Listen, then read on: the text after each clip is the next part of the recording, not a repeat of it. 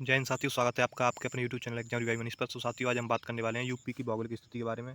साथियों, इससे पहले यूपी का इतिहास और यूपी की राजनीति के परिचय के बारे में हमने क्लासेस करा दी हैं। अगर आपने वो क्लासेस नहीं देखी हैं तो हमारे चैनल पर जाकर के देख सकते हैं। साथियों, इस वीडियो में बात करने वाले हैं हम यूपी की भौगोलिक स्थिति के बारे में। तो साथियों, यूपी की भौगोलिक स्थिति के बारे में बात करते हैं। तो यूपी की भौगोलिक स्थिति किस प्रकार की है, शायद ये कैसे कैसे है। तो साथियों, इससे एक बार हम दोबारा से रिपीट कर देते हैं कि साथियों, जो ललितपुर है ये तीन ओर से एमपी से घिरा हुआ है। ये आपके एग्जाम में बार बार देखने को मिलता है कि वो कौन सा जिला है जो मध्य प्रदेश से तीन ओर से घिरा हुआ है।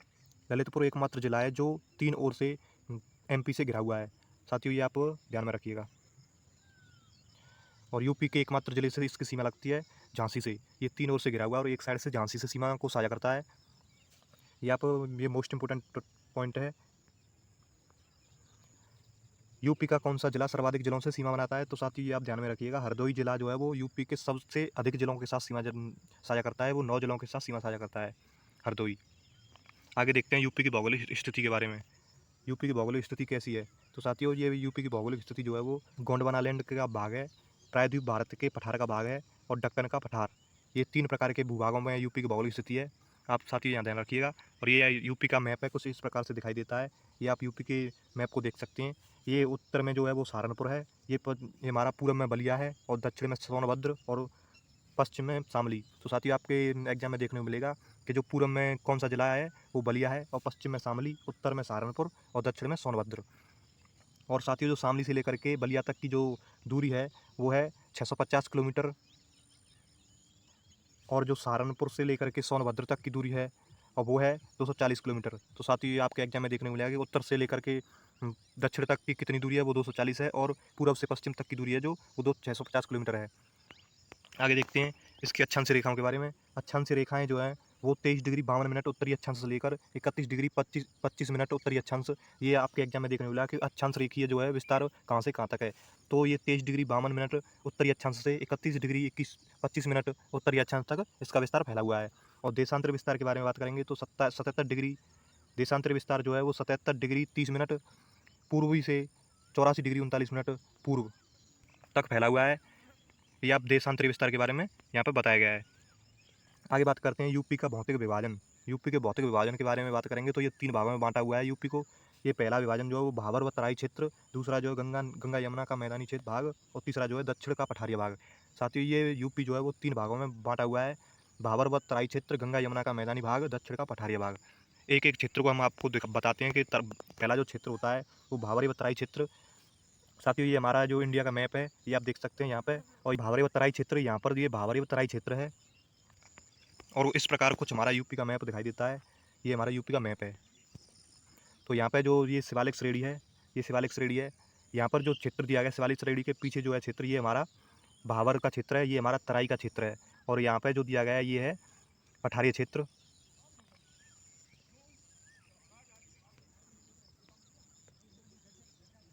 साथियों, ये यहाँ पे शिवालिक श्रेणी पर्वत श्रेणी है। और शिवालिक श्रेणी के पर्वत श्रेणी के जस्ट पास में जो है ये हमारा भावर भावर क्षेत्र है। और भावर के नीचे जो है वो तराई का क्षेत्र है। तराई के क्षेत्र के नीचे ये जो दिखाई दे रहा है ये गंगा यमुना का मैदान है। और यहाँ पे जो ये दिया गया है ये पठारिया क्षेत्र है। साथियों, ये हमारा दिया गया है। आपके एग्जाम में देखने को मिलेगा भावर क्षेत्र कहाँ से कहाँ तक फैला हुआ है। तो साथियों, सहारनपुर से लेकर के कुशीनगर देवरिया यहाँ तक फैला हुआ है। ये यहाँ से लेकर के यहाँ तक। और जो भावर के नीचे वाला क्षेत्र है ये इसके कहते हैं तराई क्षेत्र। और तराई क्षेत्र के नीचे है गंगा यमुना का मैदान। और ये नीचे गंगा यमुना के मैदान के सबसे दक्षिण में है पठारी क्षेत्र। तो अब साथियों, इन क्षेत्रों के बारे में कुछ देखते हैं। एक्स्ट्रा पॉइंट दिए गए हैं यहाँ पे। ये शिवालिक श्रेणी है। शिवालिक श्रेणी के नीचे जो है ये हमारा भावर क्षेत्र है। ये भावर क्षेत्र में कंकड़ पत्थर मिलते हैं, आपको ये दिखाई दे रहे होंगे। और यहाँ से जो नदियाँ निकलती हैं वो कंकड़ पत्थरों के नीचे से होकर के निकलती हैं, क्योंकि यहाँ पर लुप्त हो जाती हैं। नदियाँ जो है वो लुप्त हो जाती हैं। मोटे मोटे पत्थर होते हैं, पत्थरों के नीचे पानी चला जाता है, तो यहाँ पर जो नदियाँ हैं वो विलुप्त हो जाती हैं। ये आप ध्यान में रखिएगा, भावर क्षेत्र में जो नदियाँ हैं वो विलुप्त हो जाती हैं। तो भावर क्षेत्र के बारे में, जो भावर क्षेत्र का विस्तार जो है वो आप यहाँ पे देख सकते हैं। भावर क्षेत्र का विस्तार जो है वो सहारनपुर से लेकर के कुशीनगर तक है।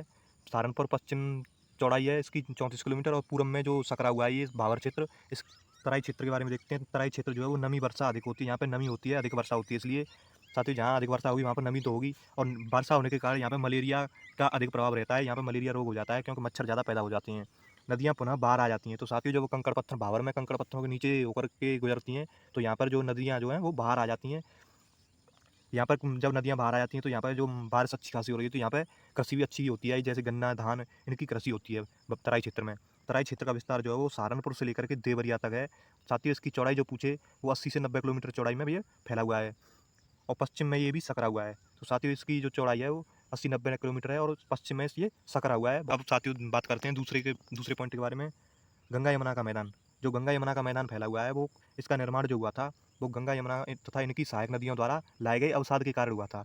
तो साथियों जो गंगा यमुना तथा इनकी सहायक नदियाँ जो अवसाद लेकर आती हैं, जो जैसे कूड़ा करकट अपने साथ बहा करके लाती हैं, उनको अवसाद कहते हैं। ये आप देख सकते हैं ये गंगा नदी है। गंगा नदी के आसपास ये जो आप देख रहे हैं ये एरिया जो है वो ये जलोढ़ मिट्टी का जो एरिया है इसको हम कांप कहते हैं। जलोढ़ मिट्टी या फिर कठारी मिट्टी कह सकते हैं इसको। तो साथियों ये यहाँ पे जो है जो नदी के पास में जो ये वाला स्थान होता है ये ऊंचा होता है, क्योंकि जो नदियाँ लाती हैं वो बालू वगैरह ला करके यहाँ पे नई मिट्टी का निर्माण करती हैं। नई मिट्टी का निर्माण होता है। जो नदियाँ अपने साथ मिट्टी लाती हैं उसको कांप कहते हैं। यहाँ पे जो मिट्टी को छोड़ जाती हैं उसको कांप कहा जाता है। साथियों अगर कांप के जो और बाद में देखा जाए यहाँ पर जो कूड़ा करकट जो पुरानी मिट्टी रहती है, क्योंकि यहाँ पर नई मिट्टी का ज़्यादा विस्तार नहीं होता है, पुरानी मिट्टी भी होती है, उसको कहते हैं बांगर क्षेत्र, अर्थात ये उपजाऊ क्षेत्र नहीं होता है।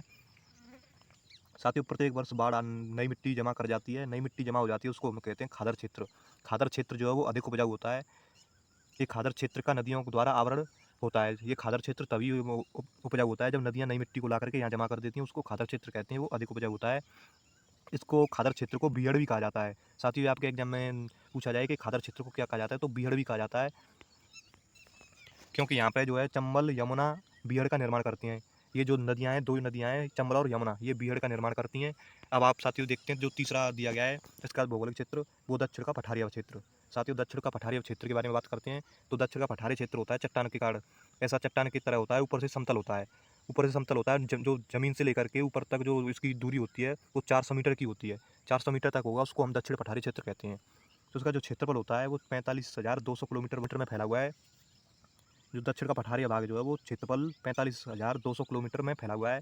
दक्कन के पठार का भाग है ये, दक्कन के पठार का भाग। नाम इसका जो है दक्षिणी का पठारी भाग का नाम जो है वो बुंदेलखंड का पठार भी कहते हैं इसे, जिसको बघेलखंड भी कहते हैं। तो साथियों यूपी और एमपी में फैला हुआ है। जो बुंदेलखंड का पठार जो है वो यूपी और एमपी में फैला हुआ है। इसका निर्माण हुआ था ग्रेनाइट व नीस के कारण, ग्रेनाइट और नीस के कारण इसका निर्माण हुआ था। आगे देखते हैं दक्षिण पश्चिम में इसमें पाई जाती है काली मिट्टी। काली मिट्टी उपजाऊ होती है कपास के लिए। तो साथियों काली मिट्टी में कपास ज़्यादा उत्पादन होता है कपास का, ये आप ध्यान में रखिएगा कि जो बुंदेलखंड पठार है उसमें दक्षिण पश्चिम में काली मिट्टी पाई जाती है। काली मिट्टी के कारण ही यहाँ पर कपास का उत्पादन किया जाता है। और इसके बघेलखंड के जो पूर्वी भाग है उसमें अधिक लाल मिट्टी पाई जाती है। जो बघेलखंड का पूर्वी भाग है, दक्षिणी पश्चिम में तो साथियों काली मिट्टी पाई जाती है और पूर्वी भाग में लाल मिट्टी पाई जाती है। तो इसमें जो उत्पादन होता है वो दलहन और तिलहन का उत्पादन होता है यहाँ पे। नेक्स्ट पॉइंट दिया गया है बुंदेलखंड का विस्तार जो है वो 7 जिलों में फैला हुआ है। ललितपुर, झांसी, जालौन, हमीरपुर, महोबा, बांदा, चित्रकूट, प्रयागराज और प्रयागराज दक्षिण में। साथियों जो प्रयागराज है वो पूरा नहीं है, केवल दक्षिणी भाग जो है वो बुंदेलखंड का विस्तार है। आपके एग्जाम में देखने को मिलेगा ऐसे क्वेश्चन बनता है वह जिला जो बुंदेलखंड के पठार का हिस्सा नहीं है। तो साथियों आपको ये 4 ऑप्शन दिए होंगे, झांसी, ललितपुर, मिर्ज़ापुर, हमीरपुर। तो साथियों झांसी ये इसका बुंदेलखंड का भाग होता है, ललितपुर भी होता है और हमीरपुर भी होता है। साथियों मिर्ज़ापुर जो है ये बुंदेलखंड का भाग नहीं है। तो आपके एग्जाम में एग्जैक्ट ऐसे ही देखने को मिलेगा। आगे देखते हैं बघेलखंड का पठार। अब बघेलखंड के पठार के बारे में देखते हैं। ये ज़िले जो हैं, ये बघेलखंड का विस्तार जो है वो किन किन जिलों में फैला हुआ है। ये मिर्ज़ापुर, सोनभद्र और चंदौली, इन 3 जिलों में बघेलखंड का पठार विस्तार है। सोनकर प्लस कैमूर पहाड़ी यहाँ पर पाई जाती हैं। सोनकर प्लस कैमूर पहाड़ी जो है वो मिर्ज़ापुर और सोनभद्र में फैली हुई हैं। ये विंध्य पर्वत के नाम से इनको जाना जाता है। ये पूर्वी विस्तार है। और नीचे जो दिया गया है साथियों के लिए, आपके लिए होमवर्क है। साथियों ये आपके लिए होमवर्क है। भौतिक रूप से यूपी का भाग नहीं है। तो साथियों भौतिक रूप से जो यूपी का भाग नहीं है ये आपको दिया गया है। पहले वाले ऑप्शन में तराई क्षेत्र, दूसरे में गंगा यमुना का मैदान, तीसरा नीलगिरी पहाड़ी और चौथे में दिया गया बुंदेलखंड का पठार। तो साथियों आप कमेंट करके बताइए कि जो भौतिक रूप से यूपी का भाग नहीं है वो कौन सा है इनमें से। साथियों अगर आप ये पीडीएफ को डाउनलोड करना चाहते हैं तो ये हमारा टेलीग्राम चैनल है। इस टेलीग्राम चैनल को आप ज्वाइन कर सकते हैं। यहाँ पर हम संपूर्ण यूपीजी की क्लास की पीडीएफ आपको उपलब्ध कराते रहेंगे। और साथियों इस चैनल के माध्यम से यूपीजी के कंप्लीट कराई जाएगी जो आपके आने वाले एग्जाम में, जो यूपी के किसी भी एग्जाम को आप देने वाले हो, चाहे असिस्टेंट ऑपरेटर, रेडियो ऑपरेटर, चाहे यूपी पुलिस कांस्टेबल या यूपीएसआई के। तो साथियों यूपीजी के हम कंप्लीट कराएंगे। अब अगर आपने चैनल को सब्सक्राइब नहीं किया है तो चैनल को सब्सक्राइब कीजिए एंड बेल आइकन को प्रेस कीजिए ताकि जो भी नोटिफिकेशन आए वो आप पर सबसे पहले पहुंच सके। तो साथियों मिलते हैं किसी नेक्स्ट टॉपिक के साथ, तब तक के लिए जय हिंद, जय भारत।